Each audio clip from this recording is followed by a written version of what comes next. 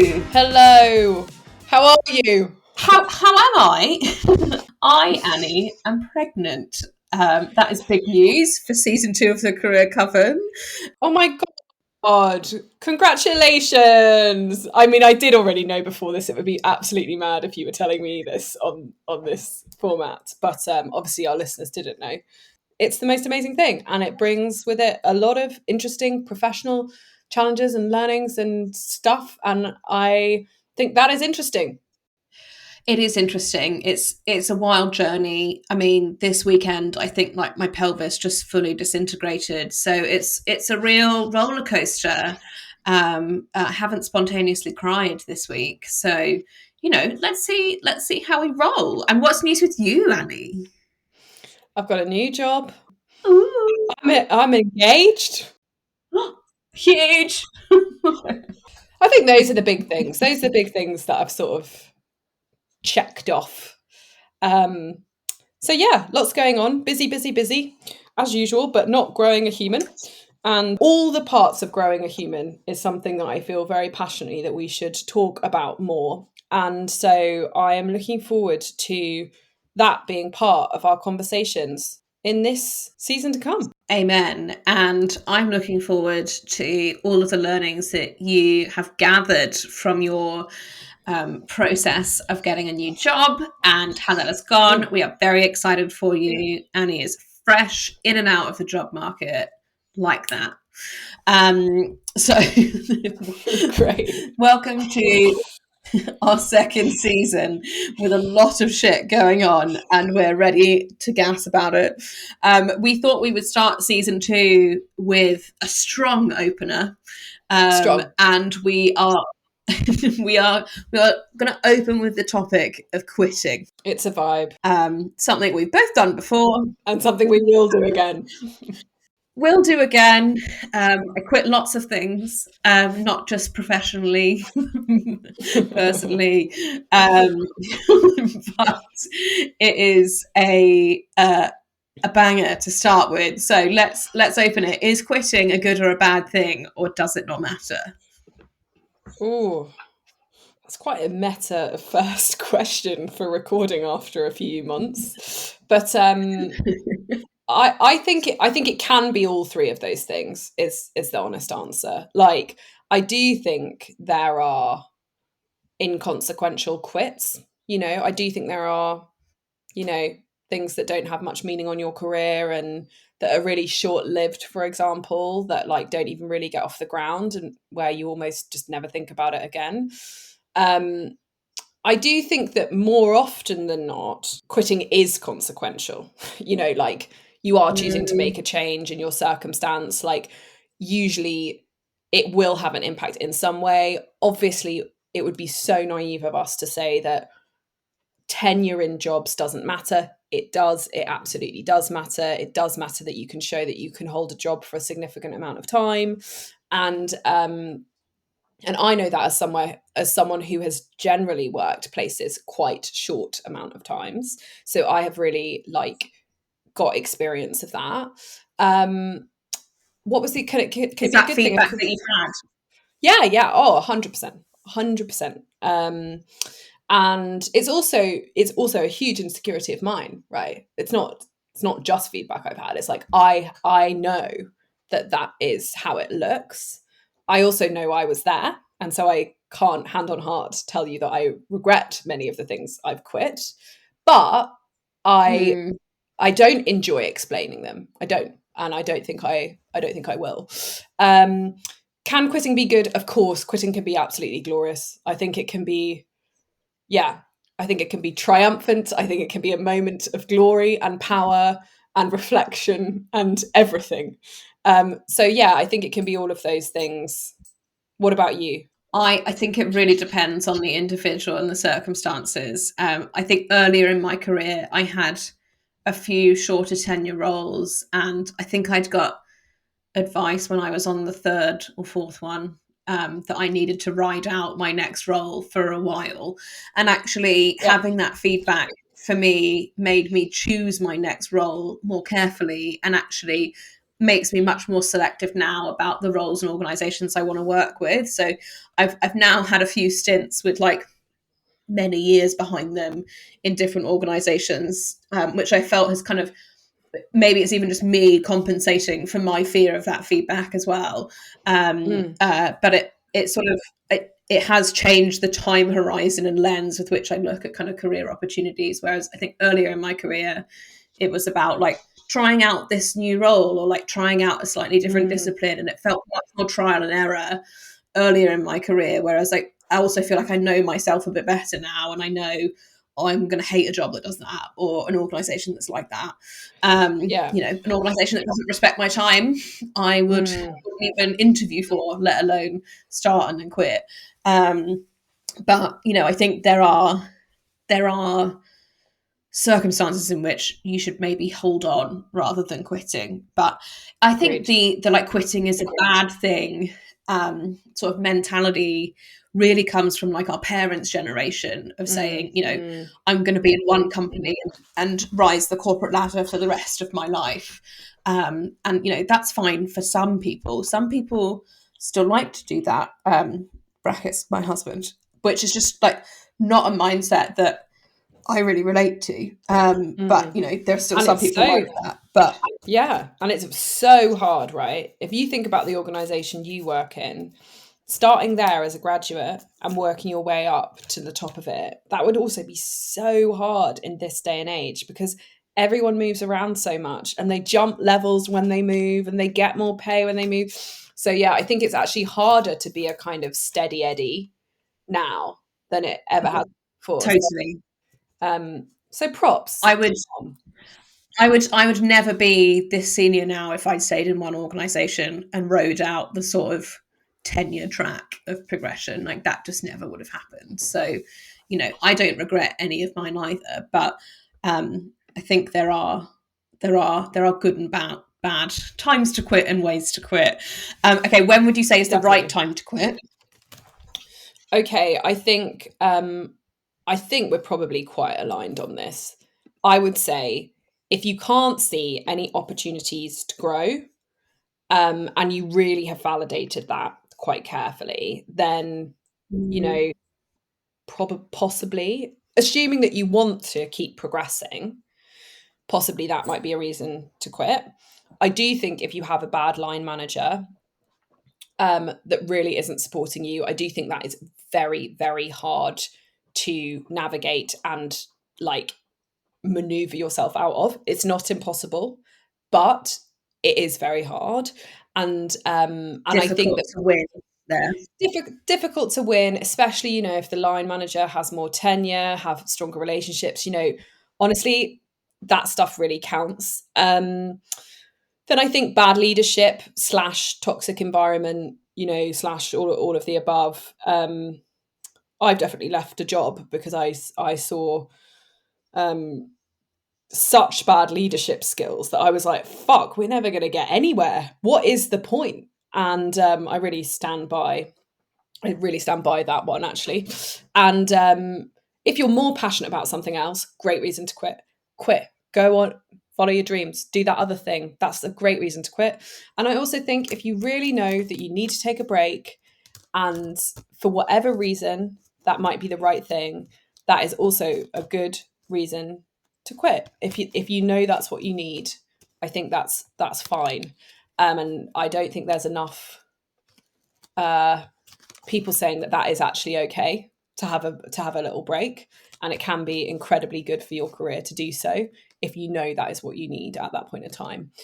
Anything I've missed? Yeah, I think the career break is a really underrated one, but a really good one. Yeah, I would just say the most important one for me is the first one that you said, which is around like, is there anywhere else for me to grow? Um, and underscoring that question is an assumption that you do want to grow. Some people Yeah. don't want to get more senior, and that's fine. Your growth might look like learning a new soft skill or like applying yourself in a slightly adjacent discipline or something like that. But I think you have to really examine the question about like, have you run out? Is there any juice left to squeeze in the lemon where you Yeah. are before you go? Because I think that's what you're going to have to reconcile with whatever you choose to do next, and you have to make sure that that trade off is worth it. I mean, I on your point around toxic leadership, and if you're missing a kind of sponsor or line manager that doesn't have your back, there's very little that you can do to succeed in that environment. And I've left a job like that before, and I can just it was so liberating to leave that context, because there are so many negative feelings that come around being in that environment, and the stories that you tell yourself because of that Yeah. it's really great. And I think one that I would add, probably in relation to that but not necessarily, is that if you're in a toxic environment that's affecting your mental health, and you think that that is circumstantial to work and this particular environment, I think that's a perfectly excellent reason to remove that environment from your life. Agreed. I think that, as you would as one would always caveat, is like, it can be quite hard to identify when mental health issues are or aren't a result of your job. So definitely finding the right support, if that's how you're feeling, to prevent you from kind of quitting something that may seem like the cause but actually isn't the root cause. But I really obviously believe that work can be a root cause as well. So I think it is just understanding that full context. I was just going to add that, mental health could have so many different facets to it, and you have to be really, really specific in knowing that it is about work, because you could just need wider help, and actually keeping in the same job might be better for your stability while you're going through that. Yeah, we should probably just also say on that point that it is okay to ask for sick leave related to your mental health. I think that's very important. So if you think you need a break, asking for 2 weeks or getting 2 weeks sign off sick leave to give you some respite is as true for mental health as it is for physical health. But I think much less accepted. I did that with a job that I quit. I had 2 weeks of mental health leave, and concluded after those 2 weeks that it was the job that was making me feel terrible. And then I quit, and I felt great. So Great. That's what it's there for. Okay, wrong times to leave a job. Yeah, I think in general, just without properly thinking it through in all of the dimensions that we just mentioned above. So, like, there may be a way to a different line manager that is viable. There may be more growth opportunities. I do think, sort of, if you don't ask, you don't get. If you're really at the end of your tether, but you think a few things could save it, like, you may as well ask. You never know what could happen. I also think mat leave is a real consideration for women. Understanding that many new employers will not give any mat leave to someone who has been in the organisation under 12 months. Really does mean that it is important if and when you move. And that's not to say that any of the things that, it's not to say that you can't quit. It's not to say that it's like wrong to do it, but it is, you're possibly leaving money on the table potentially that most people need. Yeah, there's like a financial consequence to that decision for sure.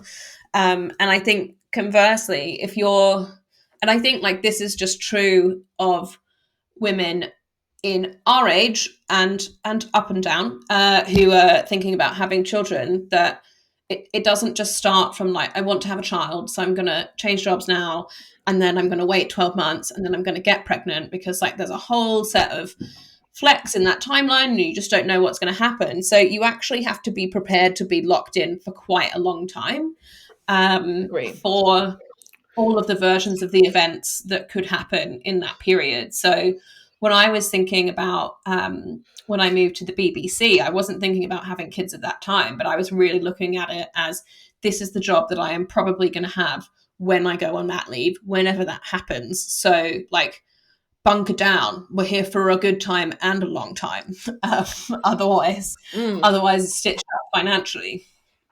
Yeah, and I think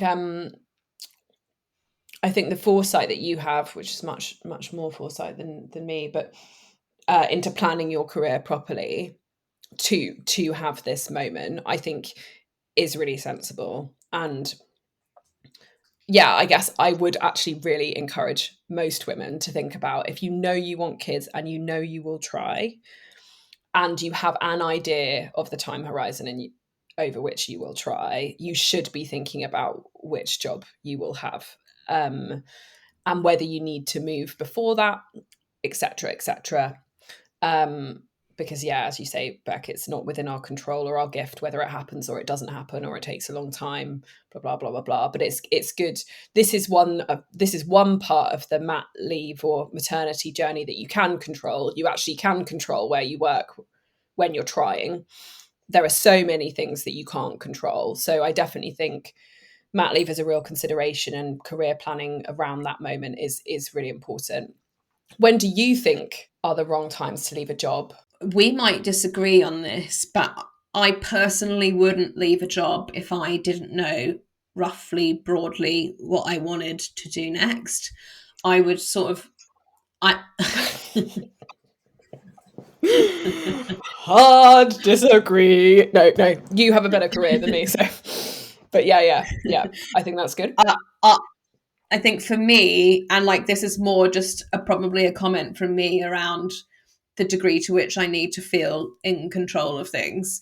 But I think I would personally, if I felt like I needed to kind of really big pivot into something else, I would probably do that self discovery and reflection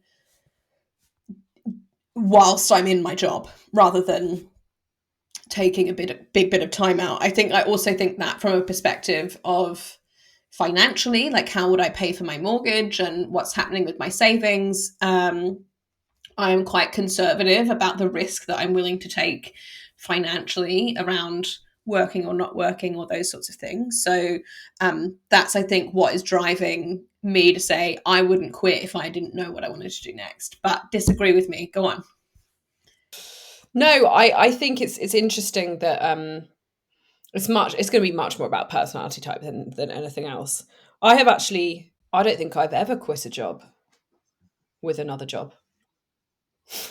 So, but then the other things I would reflect to the audience is I do not have a mortgage because I have never been able to afford one.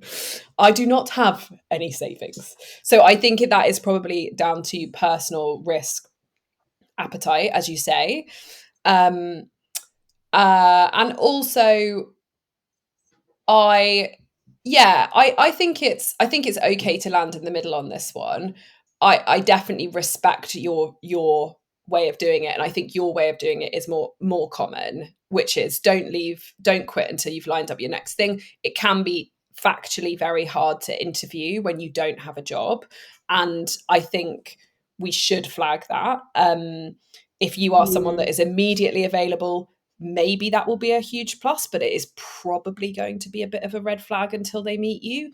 So, unfortunately, I would say probably my advice is not the best advice. It won't work for everyone. Um, I think, the pressure of the gap. The pressure of the gap for me does something good where I'm like, oh, now I've really got to work it out because I'm going to run out of money. Um, but that's much more about my personality type, I think. Um, when else, Beck, do you think is the wrong time to leave a job? So, so I think when you think about when you're leaving a job, um, we've spoken about the circumstances in which it's right. I don't think leaving a job because you're not paid enough and going for a pay jump is a bad thing, but I think you can only really get away with that one or two times in your career when you go like, I'm going to Agreed. go fuck it and double my pay. Because if you keep doing that, I think it gets actually much more difficult to explain the turnover of your roles in your Yeah. jobs. So you might have something amazingly well paid, but if you're only there for less than a year, and then you move on, and then that's what your whole CV is built out of, and the driver of that is pay rather than another narrative that you can talk about. That's a really bad look. So I probably wouldn't advise doing that. And then I guess I sort of have an overall comment, which is like really unhelpful for because it's not actionable, but I think it's worth when you're quitting thinking about how hot the market is. As you get more senior, there are just fewer senior job roles out in Yes. the market, and if Yes. the market is slow, the path to you getting a new job is going to be much longer. I think quit slower.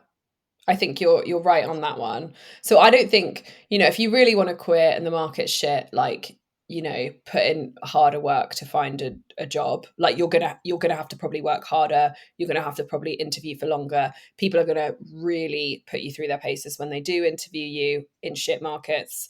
But that just means plan for the transition to take longer if you know you want to quit.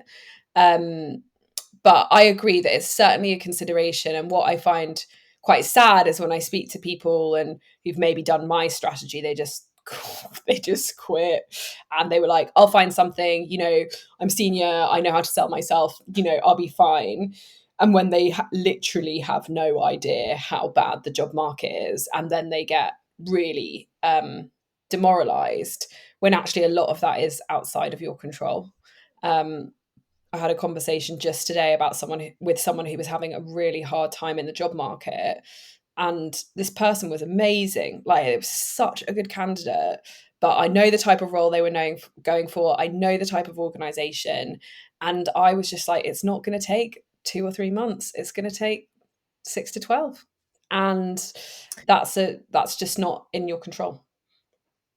I think 6 to 12 is closer to the experience of people who I have spoken to, particularly in the last year or so, Yeah. on how that's gone. And I think obviously the pandemic put a lot of economies and industries in the toilet, and some of those have rebounded and some of them haven't, and some of them have blown and then shrunk again. And like with all of the tech roles, I sort of take a macro perspective of looking at it. Like, you have all of these incredibly talented people in the market looking for jobs, and that will be your competition set, and your competition set is incredibly fierce.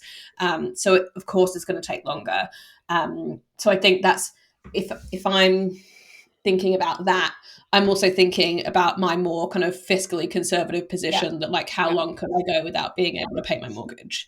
Yeah. So that's why I'll be in the same job like forever. Joking, I won't. Um, okay. As someone who self-professed has quit a few things in their time, Annie, how do you leave on good terms? Oh, I think just behave as you would want someone in your team to behave. Like, be respectful, be as clear about the reasons as you want to be, but also remember, you don't have to give any reasons. Like, if you have nothing positive to say, the old adage is don't say anything at all. And I really believe that in this scenario, that is very, very wise. I think always do like a proper handover. I'm like not someone, I'm not someone who does a shitty notice period. Like, I'm definitely someone that hands over as if, someone could pick up with no context the next day and do everything I was doing. And that's really important to me. And I think be kind to the people around you. Don't drag other people down, even if you don't think that's what you're doing. You have to be really careful in notice periods not to do that, not to be like, yeah, behind closed doors, like, I'm so fucking pleased that I'm out of here. Like, I hate it. Like, don't do any of that. It's not nice for other people who enjoyed working with you, that maybe want to be in this job for a very long time. Don't be like what is it? I was going to say like a sourpuss, but just don't think about your impact on other people. Don't be a sourpuss. No, think about your impact on other people, and don't ruin their job for them by like being, super negative or anything.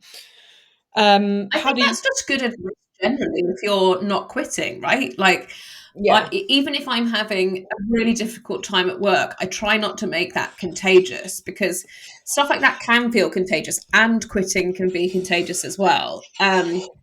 And I think if you want to stay on good terms with like the management team, you are going to want to kind of allow those people to come to the conclusions themselves, rather than being like the ringleader of exiting.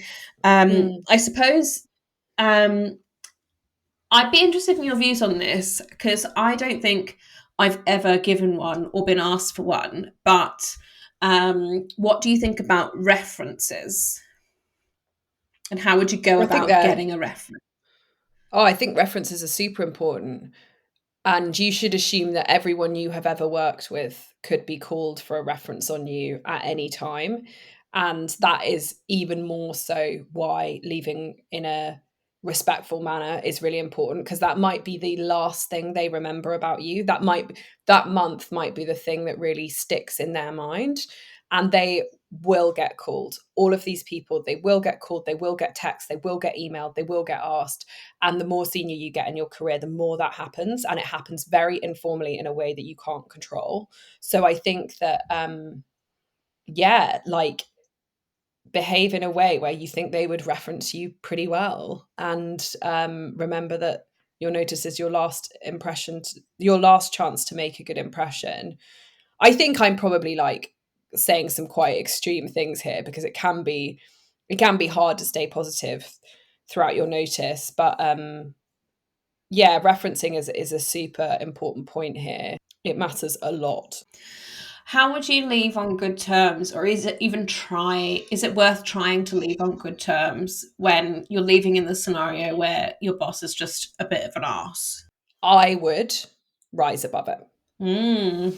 That would be my approach, for all the reasons which we've just outlined. But like, to be honest, particularly for the reason of referencing, um, I like, in the kind of startup world, like one of the things I like about it least is that it's incredibly small, casual, and informal. And I know that people, before they even interview me, would probably text a few people to say, "Oh, what's she like? I can see that you've worked with her, etc." And the paranoia and fear I would get if I'd just gone to someone, "You know what, mate? You've been appalling to work with for all of these reasons, and I'm not fucking working my notice, and fuck you." I probably wouldn't say fuck you, but I might, because I do swear a lot of work. I would have so much personal paranoia about what would then happen to me, the impact on me, that I wouldn't see that that was worth it for the moment of like, fuck you, like, I feel that I would pay the consequences for that moment of like, I'm not going to do this, just whatever. So I personally would rise above it. You do not have to rise above it, which is why I corrected myself. You do not have to um, put up with stuff like that. But if your boss is someone kind of very influential, very well networked, very powerful, I would think about what to do carefully and what will be best for you, not for him or for Mm. them or for her, for you, what will be the best outcome here. And then I would act having planned that out. What do you think Yeah. in that scenario? I was just thinking about the one that I left, and I don't know if he has ever given me a reference. I don't even know if he's ever been asked, but I suspect, regardless of, I mean, I obviously behaved respectfully as I was leaving, but I I don't think how I would have behaved in that month of my notice period would have made a shadow of a doubt of difference, because if he wanted to give me a bad reference, he probably would. But I think, if, as you say, it is in your control to try and be the better person in that last Mm. month, even if it might not make a difference, it could. Um, and then I guess I sort of want to open a discussion about, these are just as a kind of gossip observer in companies. when people leave on a blaze of glory, Mm, mm, where they really just sort of torch everything. I find quite fascinating as a maneuver. And I guess we should probably talk about some pros and cons of doing that. So I saw one incredible one, which was um, about a particular incident with diversity and inclusion, which I really respected because the person who was hired wasn't equipped to be able to do their job, and they sort of copied in everyone senior and said, like, you haven't taken this seriously and I'm going and this is why. mm. um, which, Bold. I think really, really bold, but like a really noble kind of, Mm, mhm. I'm here for these outcomes and you're not stacking up Yeah. against them. And I want you all to know about that publicly, almost in a Mm, kind of internal whistleblowing yeah. kind of way. Um, which I thought was really fascinating to watch. But I've also seen others, and actually, in these examples I'm about to talk about, they tend to be more junior people, Mm, where mm, they sort of try to save the skin of all of their team members by reporting this terrible behavior that a senior person has done to HR before they go. Um, Again, I think mm. noble intentions, but possibly misguided. Yeah, I think there's the tone of that second one, right? So there's a way to raise a flag in an exit interview that is confidential, but that is like formal, and say, look, these are the true reasons I'm leaving, and I do want these to be kind of written down and escalated. But in that scenario, you're not also saying to like the rest of the team, I've done it, I've dobbed him in, I've told them everything, I sent all the Slack messages, blah blah. You're not like trying to start the protest or anything. You're kind of saying like, I am actually really worried that this person is going to continue to lose good motivated people, and etc. etc. And I can't remember if I've done that, but I might have done that kind of yeah, I can't remember, but I might have done something like that. But yeah, the kind of like, let us rise against the management and stand up. It just like maybe it does work. And I think the first example you gave, like on like real issues, I think that is an interesting kind of way to go.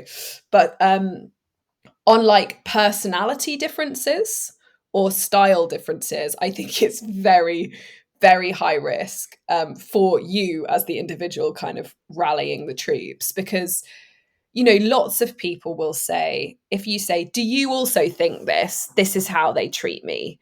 They'll say, oh, yeah, I guess so, to humor you, to validate you, Mm. because you're like, I'm having a really bad time. But you don't know that everyone isn't just sort of agreeing with the loudest person in the room at that time. You don't really know that is what everyone thinks. And yeah, I think it can end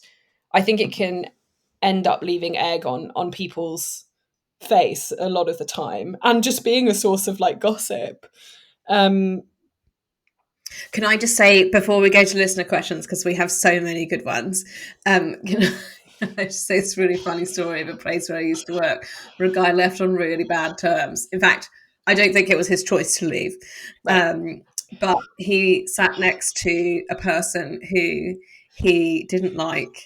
And when he left, he knew that this person didn't like bananas, and he locked a banana in his little office drawer. The left. The other person just every day being like, can no one smell banana? Iconic. That is really good. That's like a little prank, isn't it? That's good. Harmless but hilarious. Agreed. But that's one way to leave on bad but hilarious terms, in case anyone's looking for inspiration. Mm. Um, so let's go to the questions. Let's start with quiet quitting. Is this genius or terrible advice? Yeah, I wonder if we have different views on this. I'm such a it's against every fiber of everything I do and how I work and just everything to quiet quit. I just like don't it doesn't resonate with me at all. I I just wouldn't I just wouldn't do it. And I would be so upset if I found that that's what people in my team were doing to me. And so for me, it's like quite a visceral, like, no, come on, Mm. like, have the conversation, make it better, or make the decision and go. This like gradual, just like moving of the mouse culture, I'm like, it's not good for you or for me. Like, it's not just a productivity question. It's like being really bored and being really miserable and being really unfulfilled for a long period of time is bad for you and your mental health. And I don't want that for you as an individual as much as I also don't want it as an employer. So yeah. What about you on the quiet quit? Um, I mean, I suspect this is like still again a bit of a hangover from the pandemic, where you could probably get away with doing less than you would be able to now. Um, I suppose it to me it's sort of it depends on how long it runs for, because I've definitely, when I have been looking for new jobs, it's really hard to look for a new job. It's really intensive. If you want to tailor all your applications and do all your interviews, actually, that is really time consuming. And if you're doing that on top of your work, the odds are your work is going to slip and you're going to prioritize trying to get a new role because you're ready to rumble and you want to get out. And I don't know if that exactly classifies as quiet quitting, but every time that I have quit and moved role, you have to do an element of that, and you have to do an element of consciously deprioritizing your work. I don't know if Gen Z would agree with me on that that's what quiet quitting is, but if that's quiet quitting, I've definitely done it a number of times. But I think if you're just sort of quiet quitting without like actively looking for another role, or you're just basically trying to get away with doing nothing, I'd say that's just being really, really lazy. um, and I don't know, would you recognize, do you think, if someone was quiet quitting in your team? Like how, I don't even know if I would be able to tell. I think I think I've probably had a couple of like people are disengaging. I don't know if I would go as far as quiet quitting. Though now I'm thinking about it, there may be Mm. one person I worked with a couple of jobs ago. He may have been sort of quiet quitting. Um, but he talked a bloody good game, let me tell you. All about see season one. Yeah. Um, yeah, I'm not sure I would be able to notice. I do think it's very hard, but I'm quite an empath and I'm very sensitive to people's vibe and the way they present at work and how they engage in meetings. And I think I'm quite quick to pick up if I think that something has changed in someone. And then I just, as we have covered in previous episodes, I just go straight in for that conversation. What's wrong? I sense something. You can tell me that I'm wrong, but like I've sensed a tone, a mood shift, a shift in how you're working, a shift in how engaged you are. What can I do? Is something going on? Can we please talk about it? And sometimes people are like, back off. God, tense. Like, but a lot of the time they're like, yeah, actually, I'm moving house. I don't know what to do. And like, there's often there is something when you say that isn't necessarily always to do with work. But I don't know if I don't know if you were a really good quiet quitter. Or I don't know if I would know. I think if you're a really good quiet quitter, you should just be really good at your job instead. You'd Mm. probably feel better about it. Okay, next question. Do some generations quit more easily than others? Young people seem to want to quit more. How can I manage this as a manager? Oh, do you want to answer that one? I do think young people want to quit more. I I think agree. that's true. I don't have a data point to back that up, but from my experience, I think that's definitely true. That's also true of my own CV. Um, uh, Interesting. I Uh, wonder. I sort of wonder whether Gen Z will go through the same process of going, oh, I should stop quitting jobs and settle down for a bit so I look less flighty. And I suspect the answer to that probably depends on how much the generation of managers is going to sift that out of CVs and look for it and push for it, because it could be Mm. that the future of work is that everyone has jobs for sub 1 year all the time. I suspect that's probably not completely true, at least for a very long Yeah. time. But um, I, I also don't think that there's anything that you could do about this other than just trying to retain them. But there's a bit of a naivety that comes with being really young at work, where you're like, Mm. it's cool, I've got this one, I'm going to get another one, it's going to be fine. And like, in some ways that's a resilient attitude to take into it, but I think you probably only have to be burned by that once or twice to then learn the lesson. What do you reckon? Yeah, it's such a good point. I mean, I think we have always sold graduates and, school graduates a completely false sense of what working is like, where it's like fun and it's social and it's like, yeah, okay, it can be some of those things, but it's a really big adjustment from school and or university.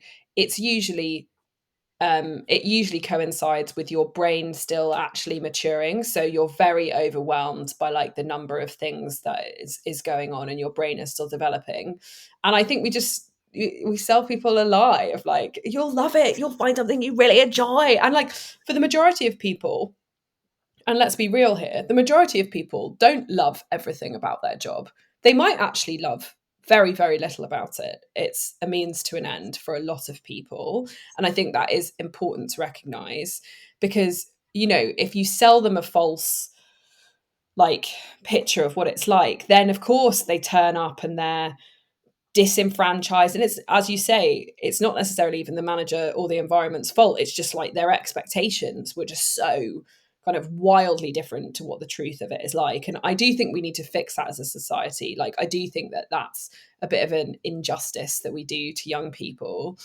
I do think Gen Z have, is it Gen Z? Oh my fuck, I don't even know.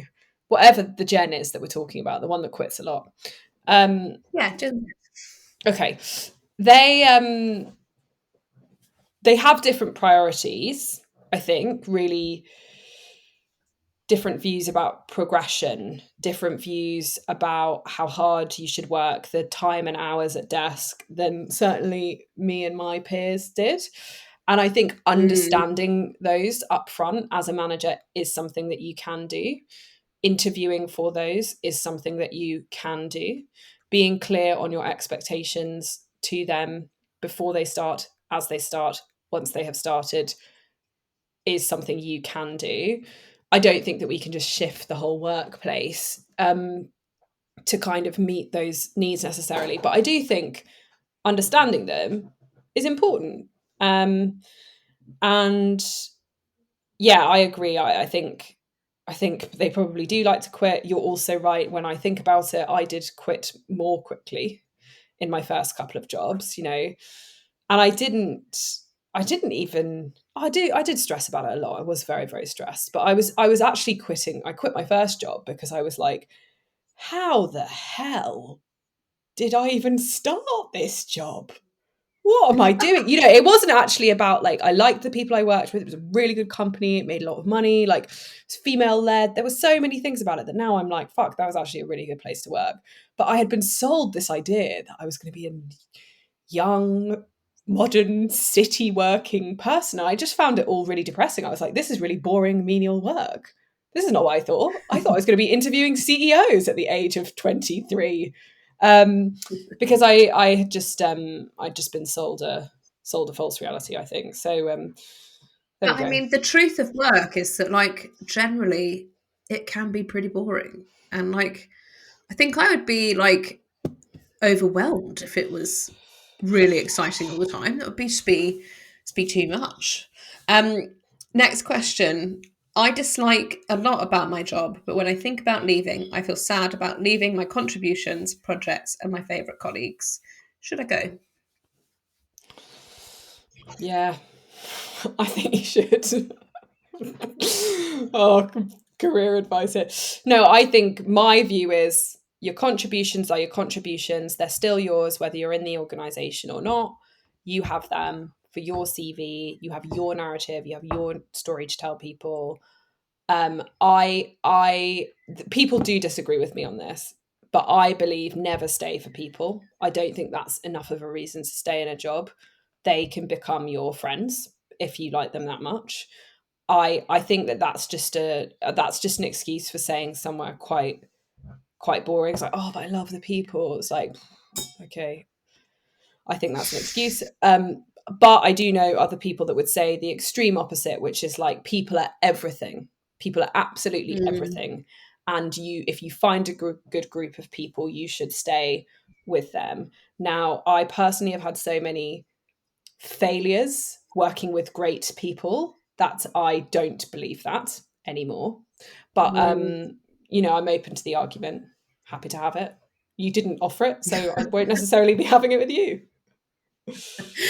I don't think I've ever stayed in a job for people. So I sort of lean towards your direction. But I do think for me, one of the things that I really value and prioritize where I work is culture overall. And, I think you have to look at this question in the context of other things. So if you manage a really amazing team, but you have a stinker line manager, you still have to go. Yeah, Um, agreed. uh, Hard agree. Good advice there. Hard agree. Um, like you're not going to get around your stinking manager. I feel so sorry for your team that will still stick around there, but they're also adults and they can also leave and they can also follow you. You can continue to work with good people. That's one of the pleasures of my career is when I get more than one shot at working with someone amazing somewhere else. So that can always happen. So yeah, I would say you should probably still go. I mean, the only thing that makes me pause about the question is there any whenever I coach people on whether to stay or go, I think I like people to think about like what bullets do you want on your CV before you leave, and have you got the bullets that you feel like you want, and if there's something really big for you that you're leaving on the table, that would maybe make me pause and say, do you want to finish this project or launch it Yeah, or yeah, you're whatever. right. That's a good point. Particularly if you know projects have an end. Like particularly if you know it's like that will end on that day. Yeah, I agree with that. Okay, next one, next one, next one. This is the last question. I think this is a Mm. really interesting one. I have been pipped, which we should say is performance improvement plan. When you get pipped, you get put on a plan. Should I leave before I am pushed? Um, so I think no. Um, and that's because every time that I have put someone on a pip, I am very clear with everyone around me that if we put them on a pip and we don't let them go, they have to be given the chance and be supported to pass that pip. And if we don't want them here and we just want them to go, then we just have to, you know, make that happen. I would say I'm obviously used to working in like smaller environments where that is easier to do than in large environments. But um, I think that you should trust the person that gave you the pip if you like have the other things in place, like you respect them, you enjoy working there, it's still a job where you can grow, etc., etc. Um, I think if you don't have those things, like you're put on a pip because you hate it and you're disengaged and you're quiet quitting and you don't care, obviously you should definitely go. Pips are really hard to pass and they're really hard to come back from. And I think that is something one should consider is whether you will ever have the clout of in an organization that you had before you were put on the pip. Some people, I believe, never recover from a pip in that Mm, organization. But I just think it depends on the individual setup. What do you think? I mean, I have a slightly different take than you, which is that I don't know if it's the case where you've been working, but in larger organizations, the PIP is the necessary step in an HR policy in order to be able to performance manage someone out. And I think to me, the PIP is actually a much stronger warning sign that your manager doesn't want you there and that you should be leaving. Whereas I sort of don't necessarily have as much faith that all of the people putting others on PIPs have quite the same good intention that you do about the PIP. I do believe if I was putting someone on a PIP, I would also want to make it work for them. But in reality, when I've seen people PIPed, it's more often than not a tick box exercise to then get rid of them later. So That I think it. and that probably explains why lots of people in HR hate me.